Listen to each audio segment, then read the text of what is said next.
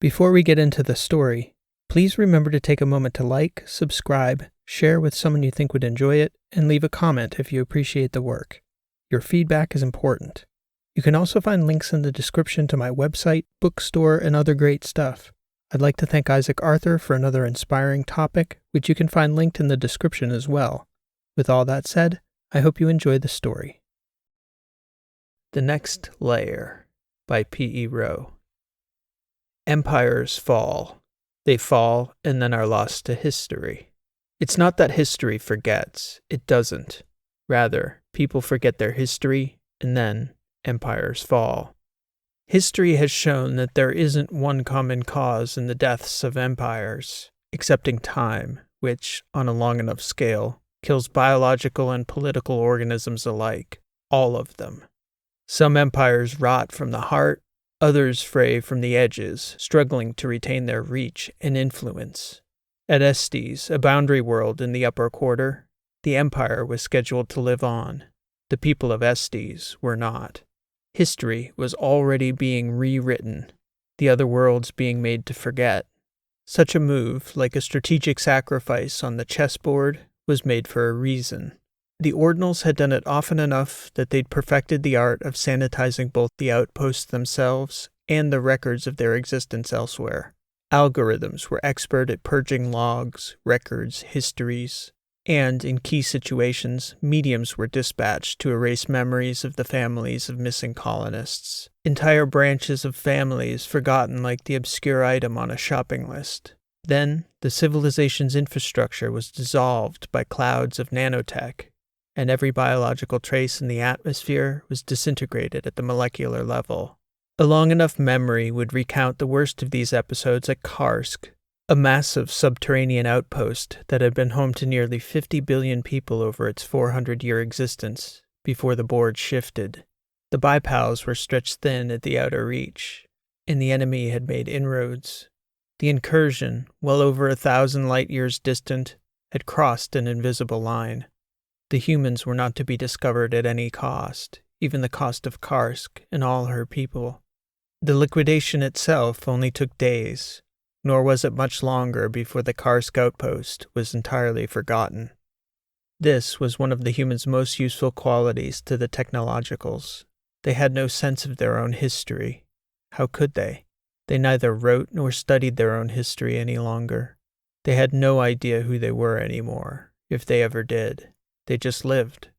Save for a handful, these once glorious creatures, progenitors of grand civilizations and wonders, had been reduced to the role of house pet.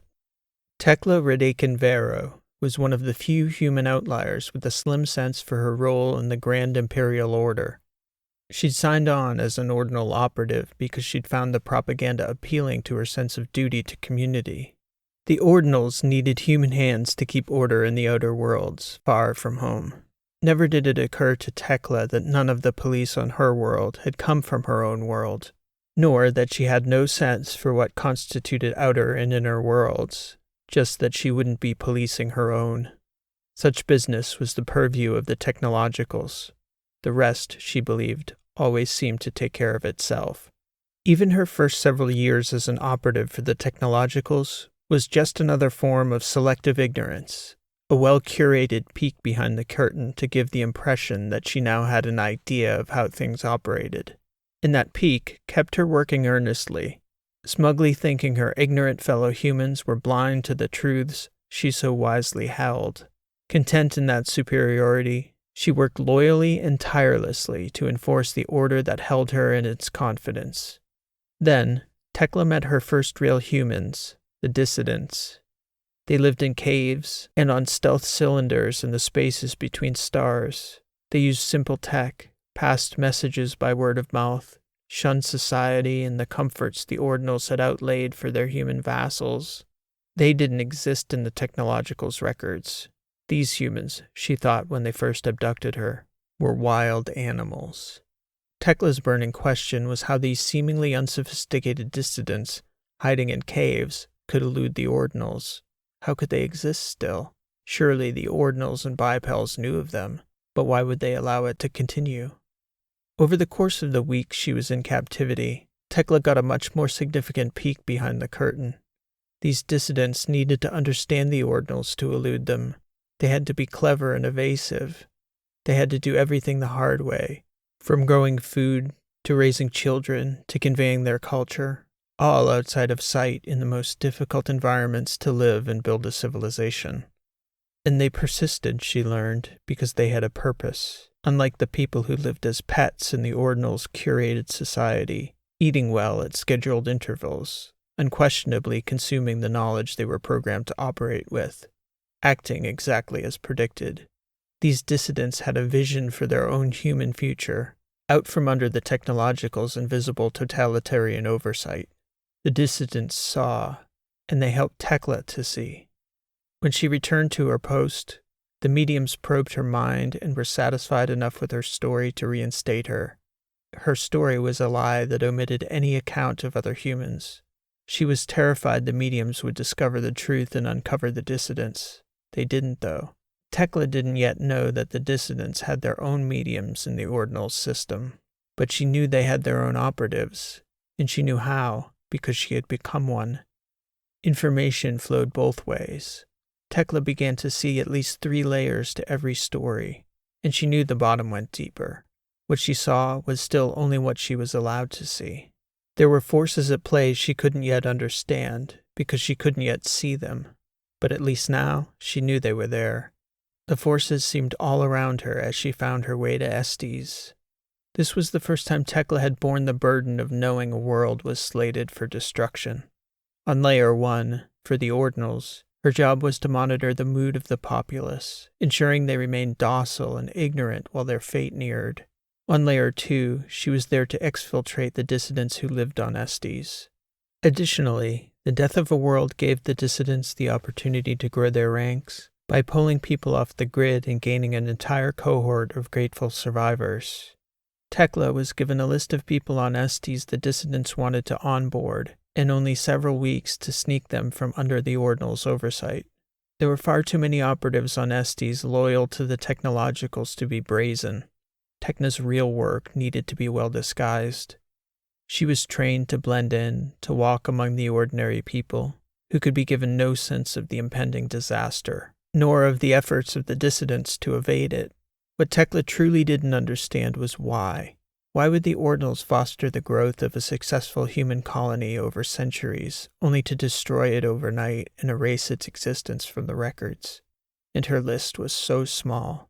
Millions set to vanish into non-existence, and she was tasked with onboarding 13 people whom the dissidents would evacuate. Surely more had to be done. This was the burden she carried through the causeways of Elva and Amro, a pleasant cultural center where the dissidents based their outreach efforts on the small rocky planet of Estes. She had been corresponding with one of the people on her list, a cousin of a dissident operative. Her target was entirely ignorant of the situation. Tekla's charge was to onboard her targets with their compliance. The challenge was that she couldn't speak to them of the reality bearing down. Tekla had brought her target to lunch at a restaurant called Amalia's in Elvin Amro's theater district, a meeting that had ended frustratingly, with little progress in moving her target. She was approached by a young man who'd been observing her during the meeting. Naturally, she was suspicious of him, as she'd been trained to be. By the looks of him, Tekla thought him to be maybe 5 years younger than she, and she had no knowledge of anyone meeting his description working for the Ordinals in that district. He invited her to go ice skating, which confused Tekla, who took it for some sort of code word. She'd never heard of ice skating before.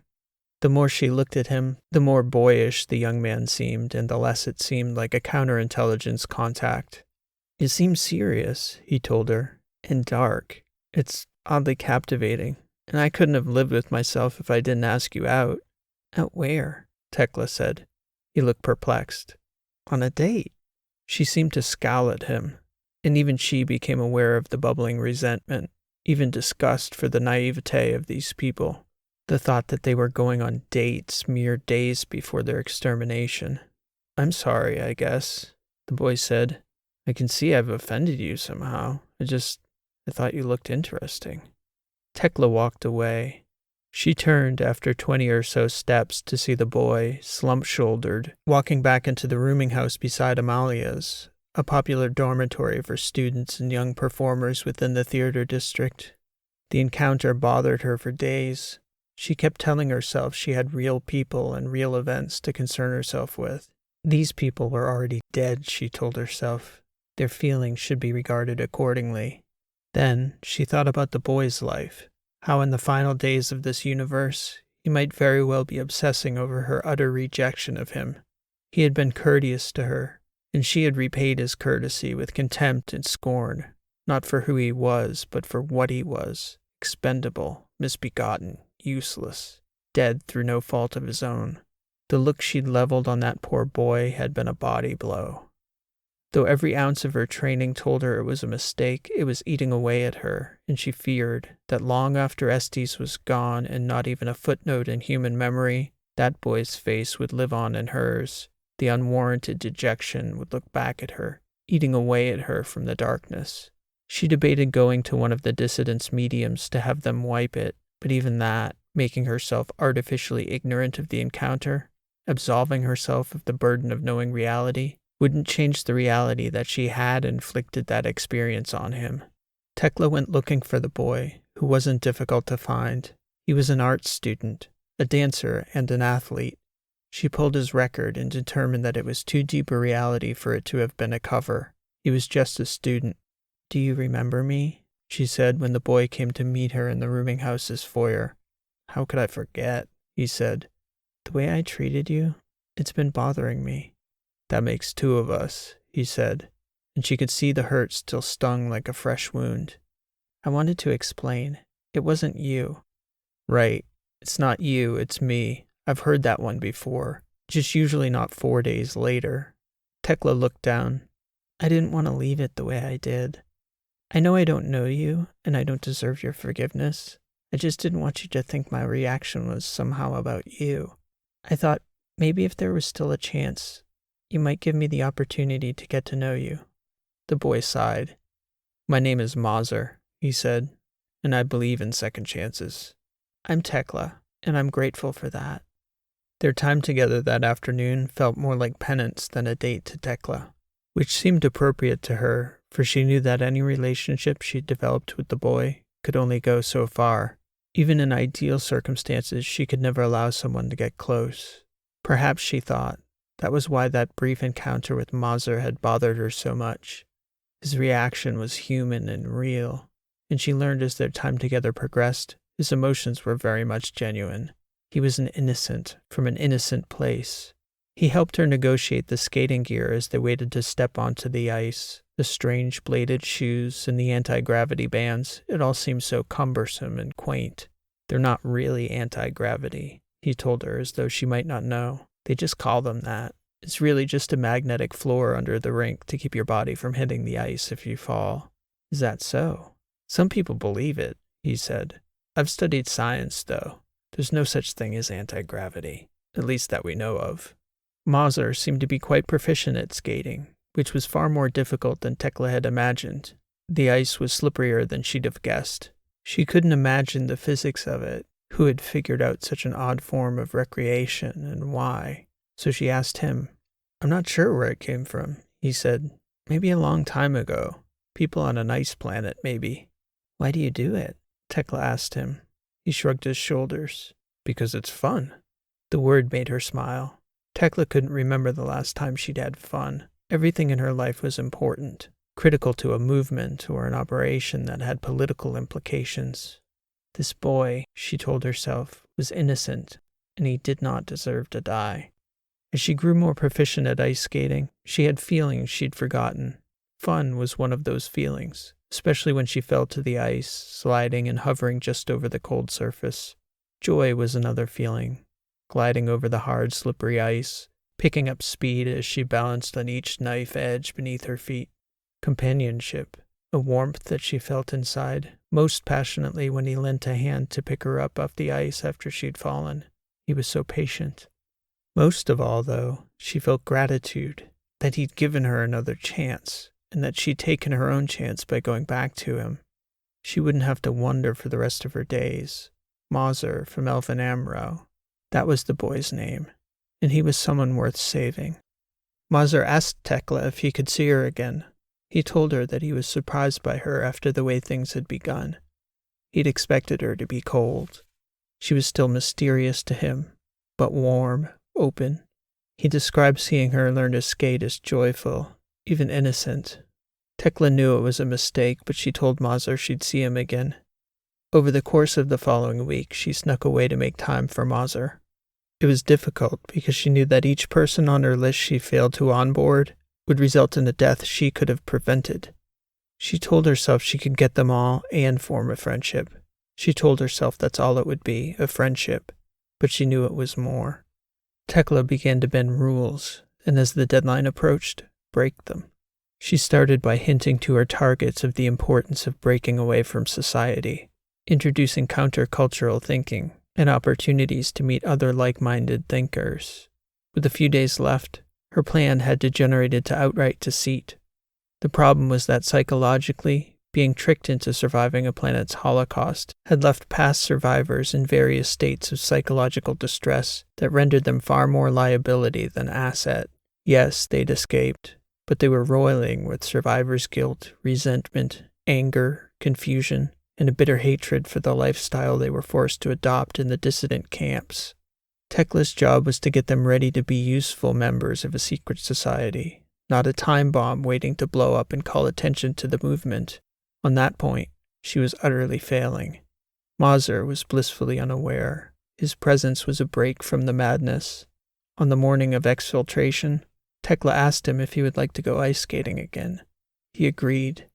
Once, after she'd fallen, he helped her up again and kissed her. She had a thought, what a memory this will be. And then she hated herself for thinking it. Tekla was consumed by anger, and she explained to him that she needed to show him something he might not be able to understand. Mauser followed. The cover story for the exfil was a meeting for an organization that Tekla was founding to petition the Ordinals for freedom of movement among the nearby colonies. Only 6 of Tekla's 13 targets attended. It was an unmitigated disaster for the dissidents, compounded by the fact that Tekla herself arrived with Mauser in tow, thoroughly confused and worried for her sanity after she'd revealed the meeting's real purpose. The dissident oversight onboarded Tekla's 6 targets despite the chaos, but a medium was brought in to deal with Mauser, who was separated from Tekla after the medium had wiped his memory. They wouldn't tell her what was to become of him. Her last memory of Mauser was of a scared, traumatized boy getting locked into a secure compartment on a space cruiser with no idea how he'd gotten there. Tekla herself spent the following 2 days of spaceflight with a bag over her head. She had no idea where she was when they pulled the bag from her head. It seemed to be space station architecture, but she thought it could easily have been subterranean, anywhere in the upper quarter. She was ushered into a dark office with metal walls. There was a woman seated behind a desk. She was dressed as most of the dissidents dressed, in dingy clothing of biological fibers and no jewelry or other accessory tech. She had an air of authority about her. Seated on Tekla's side of the desk, leaning back in a chair, was a person who looked to Tekla like a man, but there was something off about him that gave her the impression he was not fully human. Tekla's handlers set her down in a chair and left the office. The woman introduced herself as a section leader and began to speak about Tekla's betrayal of trust. "You cannot betray something that was never there to begin with," Tekla said. "I was never told nearly enough to betray you." "By design," the woman said. "If we'd trusted you with vital information, the Ordinals would have it now." "Not so," Tekla said. "There's a difference between outright betrayal and bending the rules. I'm not the one working with technologicals." Tekla gestured to the man beside her, who turned his head toward her now. "Perceptive," he said. "I told you she was perceptive." "What do you know of me?" Tekla said, turning toward the woman seated at the desk. "And you? Is this all some sort of scam? We're working to hide from the Ordinals only to find out there's one at the highest levels of leadership?" "You are correct, I am not human." "I know." "Your eyes tell you I'm human. Your ears. You can feel the warmth exuded by this body, but you don't know why you know, I'll bet." "I have a sense for it," Tekla said. "I can feel that you're not human. Something is off about you." "You cannot smell me. That's what's off. If I were wearing the clothes of another man, you wouldn't be able to tell in the least." "What is the significance of that?" Tekla said.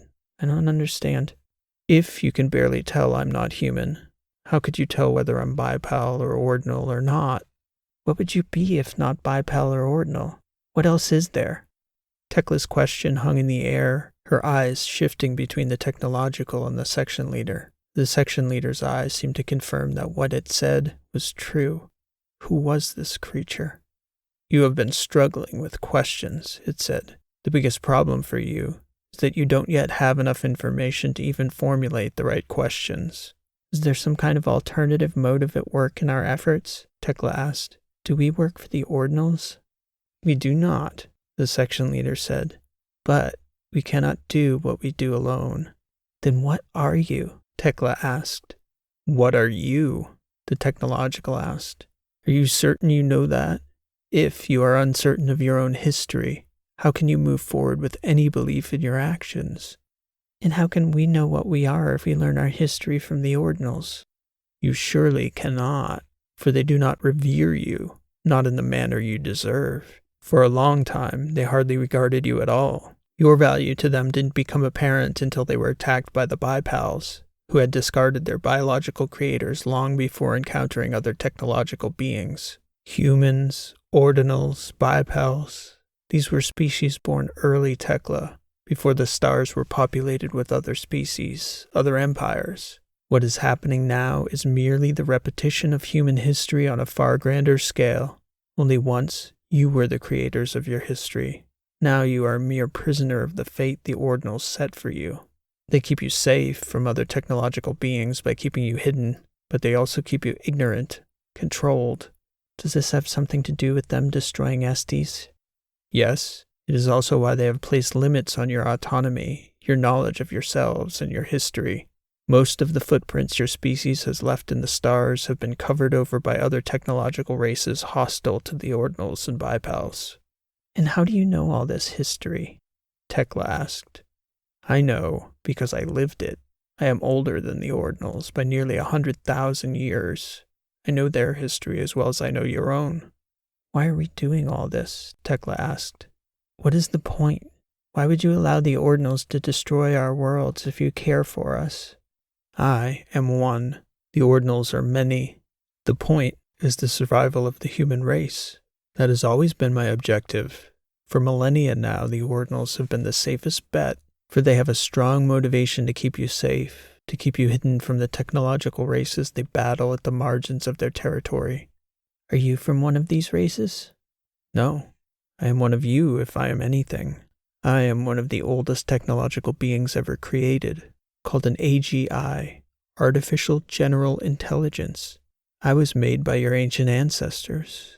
I've gone by thousands of names over the millennia. I've lived alongside people in the stars. I needed to speak to you today, Tekla, because we were going to ask you to do something important, something dangerous. And then you did something on Estes that was entirely contrary to your character, that even I wouldn't have predicted." "If it makes you feel any better, I wouldn't have predicted it either." "You gave in to your feelings." "What can I say?" Tekla said. "I'm human." "So you are." "What were you going to ask me to do?" "You would have to betray someone," the section leader said, "to deceive him, and then take everything from him." "Kill?" "He will be the courier. You will carry the decryption. He can never know what he's carrying, and you must wipe his mind completely when it's done, including his baseline identity. Then you are to carry the information back to us." "So you can wipe my identity too?" "By all rights, we should have left you on Estes after the mess you made of your exfiltration. Surely you were expecting at least that." "Redemption, Tekla," the technological being said. "What we're asking you to do is immeasurably important for humanity. The information you're recovering cannot be intercepted by the ordinals." "Can you tell me what it is?" "I have been looking for the original line of matrilineal human DNA in these outer ordinal planets for centuries now. We have located a small pocket of humans in one of the worlds of the upper quarter. We need the identities of these people, for they are the only true humans left in the universe, the only people who have yet to be altered."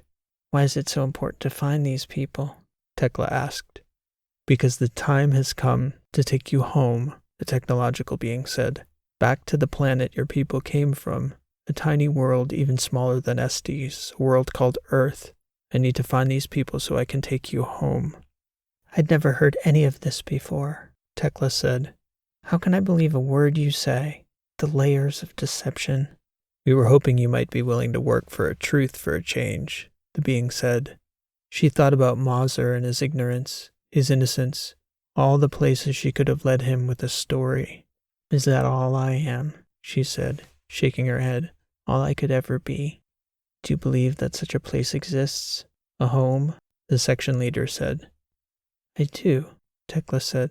There has to be. That is all we need to know, the technological said. One of our mediums will upload the specifics of your mission. It will be painful, and unfortunately your journey will be no more comfortable than the one here. All that you suffer nobly, though, Tekla Radakin Vero. Your name will echo in your people's history so long as I keep it. Tekla had days to ponder her place in the universe. She thought about the possibility the whole thing was just another layer in the layers of deception. She imagined hundreds of thousands of years of history, tens of thousands of planets, the glow of each star. On such a scale, the details no longer mattered. She no longer mattered. She was a character in a larger story. When the bag came off her head, she knew where she stood. She was on Husan. She was ushered into a briefing room where she was met by a medium that had been placed by the dissidents. The details of her cover were installed. You are Cora Heap, the medium said. I am Cora Heap, Tekla echoed. Where do humans come from? Even if I knew, she said, it would only be a name to me. The medium asked again. Where do humans come from? No one knows, Tekla said. What is your name? The medium asked. Cora Heap. Tekla took a deep breath and the wall dissolved. A male operative stood before her, as naked as she, his eyes slightly averted in a moment of instinctive modesty. Her eyes pulled away out of the same pity she held for the people of Elven Amro, for Mauser. What more can we do in the face of our own destruction but play our part in history to the utmost, Tekla thought. Somewhere there must be a home. I am Cora Heap. She whispered to herself, I am Cora Heap. The next layer. This has been an original story written and read by P.E. Rowe. Thank you for listening, and I hope you enjoyed the story. If you did like what you heard, please show your appreciation by liking, subscribing, and leaving a comment below. If you'd like to check out my website, you can find me at rowlit.com. That's ROWELIT.com. It's also linked below in the description. You can find many of my other works of fiction of all lengths and in multiple genres. For the dedicated fiction writers out there, I also have a free video series on the mechanics of fiction writing, based on the fields of narrative theory, cognitive psychology, linguistics, and narrative craft, which you can access through my website. So please stop by anytime. Also, if you're enjoying these sci-fi weekly shorts, I've also added 3 shorts set in the story world of my Last Horizon novels. You can find them here on this channel or through the links in the description. If you've enjoyed this week's story, I think you'll enjoy those as well. I hope to catch you back here soon with another new story. Again, thanks for listening. This has been P.E. Rowe, and I hope to see you next time.